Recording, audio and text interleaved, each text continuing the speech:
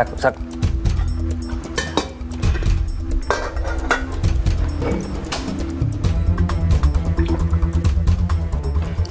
Rama, madam ಯಾವಾಗಲೇ ಬರ್ತಾರೆ? ಹಾಂ, ಇವತ್ತು ಬರ್ತಾರೆ. ಹೊಸಿ ತಿಂಡಿ ಮಾಡ್ಕೊಡ್ತೀನಿ, ನೀನು ಹೋಗುವಾಗ ಅವ್ರಿಗೆ ತಗೊಂಡೋಗಿ ಕೊಡು. ನೀನು ಯಾಕಲ ಹಿಂಗೆ ಮಾಡೋಕ್ಕೋದೆ? ಹೆಂಗೆ?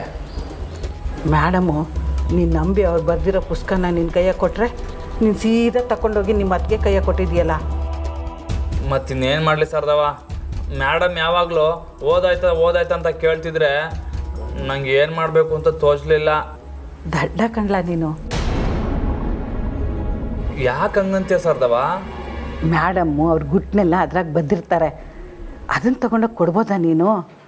ಅವ್ರಿಗೆ ಗೊತ್ತಾದರೆ ನೊಂದ್ಕೊಳ್ಳಲ್ವೇ? ಹೇಳ್ತಿಲ್ಲೋ ಸಾರ್ದವ, ನಂಗೆ ಬೇರೆ ದಾರಿ ತೋಚ್ನಿಲ್ಲ ಅಂತ. ನಾನು ಡೈರಿ ಓದಿಲ್ಲ ಅಂತ ಮೇಡಮ್ ಮುಂದೆ ತಲೆ ತೆಗೆಸ್ಕೊಂಡು ನಿಂತ್ಕೊಳ್ಳೋಕ್ಕಿಂತ ಅದಕ್ಕೆ ಕೈಲಿ ಓದಿಸೋದೇ ಒಳ್ಳೇದನ್ನಿಸ್ತು.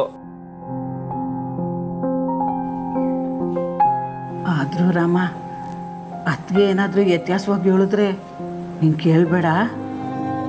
ಅಲ್ಲ, ಅದಕ್ಕೆ ಯಾಕೆ ಏನೇನು ಹೇಳ್ತಾರೆ? ಮೇಡಮ್ ಏನು ಬರೆದ್ರೋ ಅದನ್ನೇ ಹೇಳ್ತಾರೆ. ಅದನ್ನೇ ಹೇಳಿದ್ರೆ ನನಗೂ ಖುಷಿನೇ. ಮೇಡಮ್ಮು ಏನು ಬರ್ತಿರ್ಬೋದು ಅಂತೀಯಾ? ಏನು ಬರೆದಿದ್ರು ಒಳ್ಳೇದಾಗೆ ಬರೆದಿರ್ತಾರೆ. ನೀನು ಊಟ ಮಾಡು.